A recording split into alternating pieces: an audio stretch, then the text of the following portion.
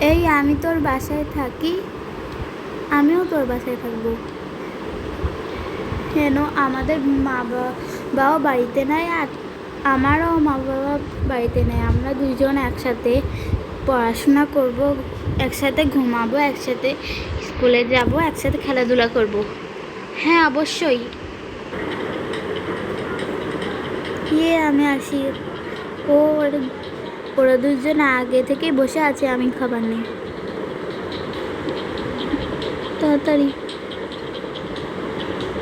এই কেকটা নিব। আরে আমার খাবারটা দে।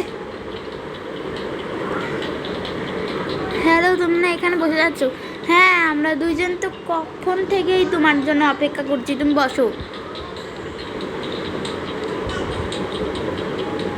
চলো খাবার খাই একসাথে।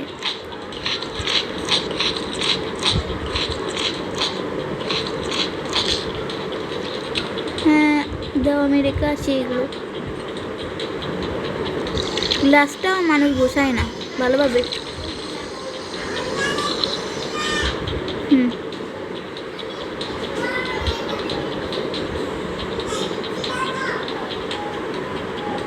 হ্যাঁ হয়েছে, চলো এবার আমরা নিচে যেয়ে বই পড়ি।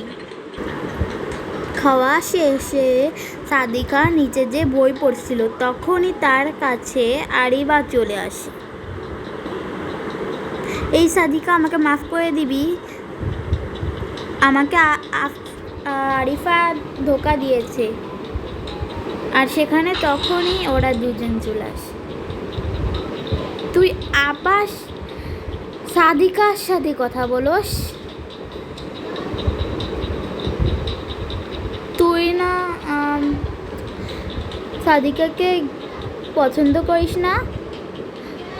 করি না, কিন্তু আমি আসলে বুঝতে পারি নাই আসল বন্ধু কোনটা, সাদিকা নাকি আরিফা। সো এখন কি সাদিকা, তুমি আমাকে ক্ষমা করে দিবে?